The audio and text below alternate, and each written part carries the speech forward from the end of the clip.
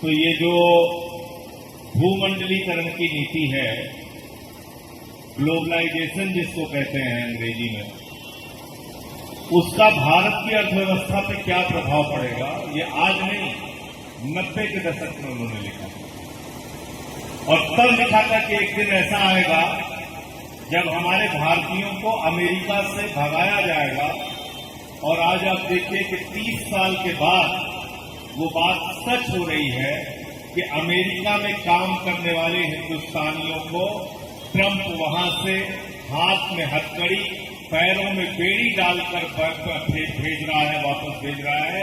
लेकिन हमारे देश के प्रधानमंत्री ऐसे प्रधानमंत्री हैं जिनको कोई शर्म नहीं आती, चाहे जितना अपमान भारत का हो जाए, प्रधानमंत्री शर्माने वाला नहीं है। हिंदुस्तान में 1 लाख सरकारी स्कूल बंद हुए हैं, 1 लाख सरकारी स्कूल, 1 लाख सरकारी स्कूल बंद हुए, 1,20,000 सरकारी स्कूल देश में ऐसे हैं जहां सिर्फ एक टीचर काम करते हैं, 1,19,000 सरकारी स्कूल ऐसे हैं जहां बिजली का इंतजाम नहीं है, 98,000 सरकारी स्कूल देश में ऐसे हैं जहां बच्चियों के लिए टॉयलेट का इंतजाम नहीं है, क्योंकि मोदी जी का नारा है अनपढ़ रहेगा इंडिया, तभी तो अंधभक्त बनेगा इंडिया। क्या आवाज उठानी होगी? ठीक है, हमारे साथी ने 84 करोड़ लोगों को तो आपने 5 किलो राशन पे जिंदा रखा हुआ। आपको लगता है ये 84 करोड़ लोग तो 5 किलो राशन पे अपनी जिंदगी बिता लेंगे? ऐसे इनको रखो, इनको सिर्फ एक वोट बैंक के रूप में इस्तेमाल करो। एक थैला मिल जाता है, उसमें कुछ चावल गेहूं होता है और आपके उस थैले के ऊपर फोटो लगी रहती है मोदी जी की, मोहन यादव जी की, कहीं किसी राजनीति की, मोदी जी की फोटो देखिए, खुश रहिए, 5 किलो का राशन मिल रहा है आपको। अरे भाई, महाराजा है क्या आप? माफी तो आपको मांगनी चाहिए, आप मुजरा जैसे शब्दों का इस्तेमाल करते हैं। आपके प्रवक्ता टीवी चैनल पे बैठ के माँ की गालियां देते हैं। आपके लोग कितनी भद्दी भद्दी भाषा बोलते हैं। ये कंगना रनौत, ये सांसद, इसने कहा कि वहां पे जो बच्चियां आई उनके कई पुरुषों से यौन संबंध बनाती हैं।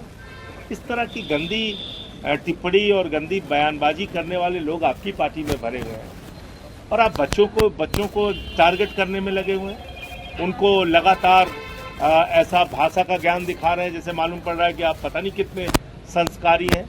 भाषा के ऊपर भाजपाई बोलते हैं तो लगता है ओसामा बिन लादेन अहिंसा पे उपदेश दे रहा है। इसलिए भाषा के ज्ञान देने का अधिकार भाजपा के लोगों को नहीं है।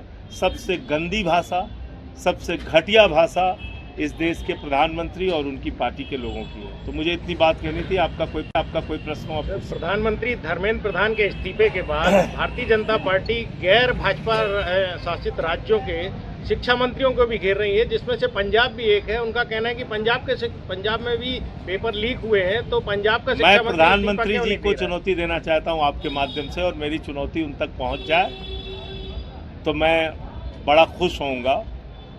अगर एक भी प्रमाण पेपर लीक के पंजाब के मोदी जी या उनकी पार्टी के लोग दे देंगे तो उस पर फिर हम हर सजा झेलने के लिए तैयार हैं।